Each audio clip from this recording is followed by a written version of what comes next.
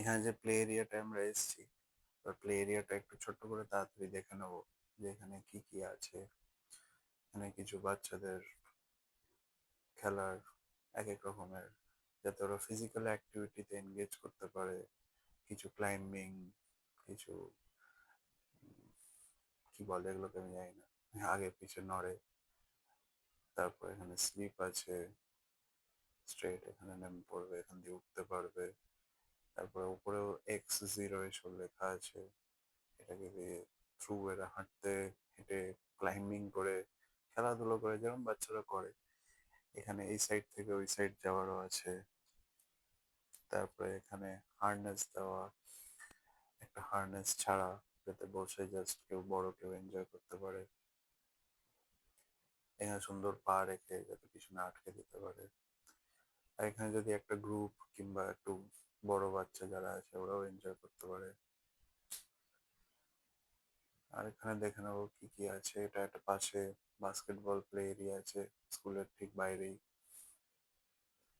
তো এটাও যে কেউ বাইরে থেকে খেলতে পারবে, not just during school hours. আর এখানে মোমো চলে এসছে আবার। আমরা কন্টিনিউ করবো স্কুলের পাশ দিয়ে আরো এক্সপ্লোর করতে করতে। সুন্দর স্টেডি ওয়াকওয়ে আছে, এখানে হাঁটতে কোনো অসুবিধা হয় না। এটা স্কুলের একটা বাউন্ডারি এরিয়া। আস্তে আস্তে আমরা স্কুলের পাশ দিয়ে এবার হাঁটতে শুরু করবো। এখানে কিছু ফুটবল পোস্ট রাখা আছে, যখন খেলে তখন যাতে ইউজ করতে পারে, আবার সরিয়ে রাখে যখন লাগে না। এটা স্কুলের আরেকটা সাইডে আমরা চলে এসেছি।